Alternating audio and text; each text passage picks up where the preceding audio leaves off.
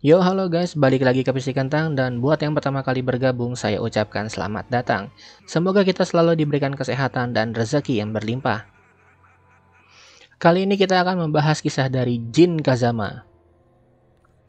Jin Kazama adalah karakter utama dari game Tekken sejak pertama kali debut di Tekken 3. Jin adalah anak dari Jun Kazama dan Kazuya Mishima.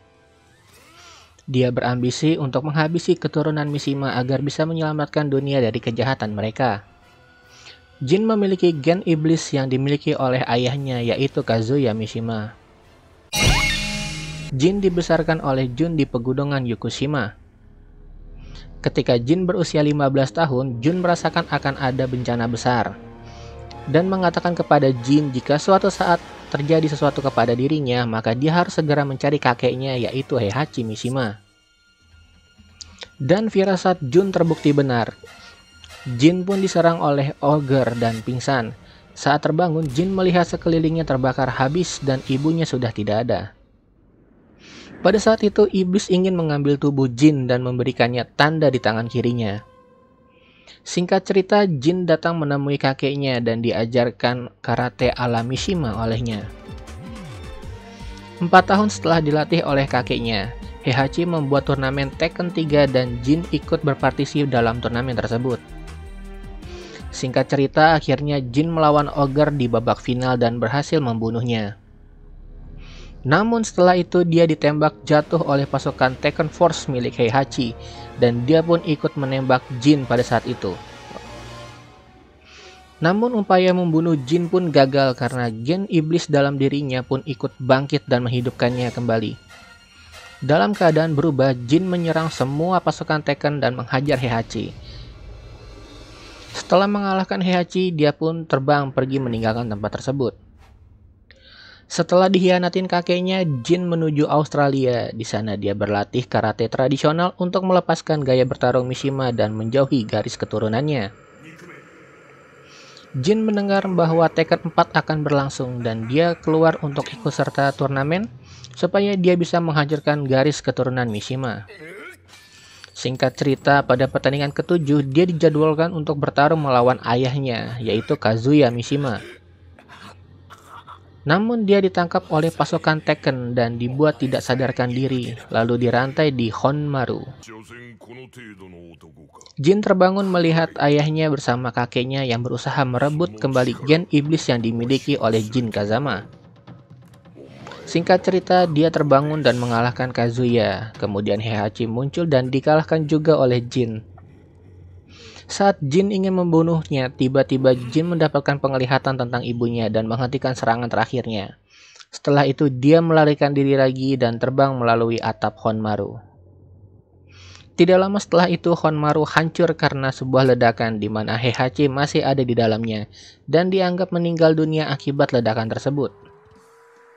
Ledakan besar tersebut membangunkan Jin Panci yang disegel bertahun-tahun di bawah Honmaru. Kebangkitan Jin Panci membuat gen iblis pada diri Jin hilang kendali. Singkat cerita, untuk mencari solusi agar bisa tetap mengendalikan dirinya, Jin pun kembali mengikuti turnamen Tekken. Dalam turnamen, Jin sempat kalah melawan Hwoarang. Lalu Jin kembali kehilangan kendali pada dirinya dan hampir membunuh Hwoarang.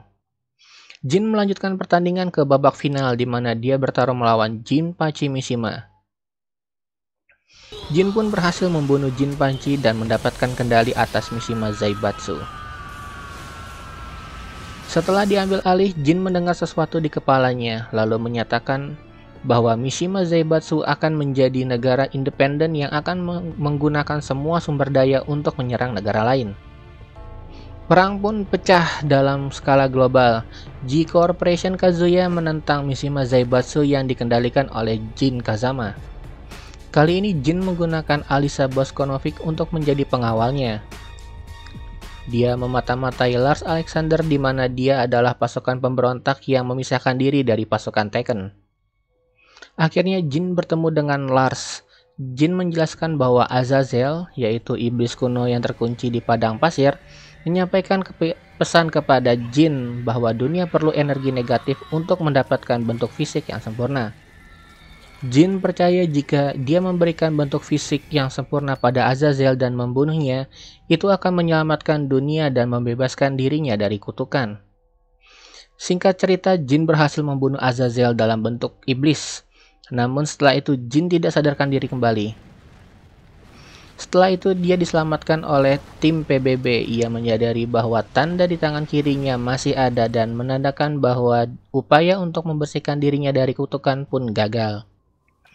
Singkat cerita, Jin ditahan oleh PBB, lalu dia melarikan diri ke lokasi di tengah gurun. Kemudian dia mendapatkan kembali kesadarannya dan menuju ke tengah kota.